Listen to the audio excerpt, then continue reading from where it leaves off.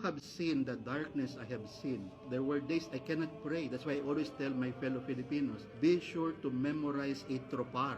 Because there are times you will not be able to pray. You will not be able to say the name of Jesus, our Lord itself. I was in the hospital, it was totally dark. Not just dark, close your eyes. Demonic energies were there. The reason I'm sharing this with you because during the darkest moment of my life, when I was in the hospital and there's no priest, no one can be there, I judged myself. I said, Lord, I deserve hell. I won't ask you for anything. I deserve this. I just keep on chanting Ti Ipermaho. After 30, 40 times of chanting, everything is dark. Slowly, I've seen light. That's why I was talking to some people in the table, and you're talking about the saints. You don't want to be visited by a saint. If you have seen a saint, your heart will explode because our human heart cannot contain the love they have for us.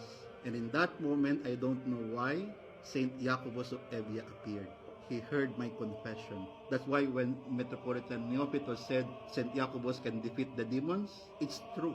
Fill all this room with demons as much as you can imagine, and there's a grain of salt there.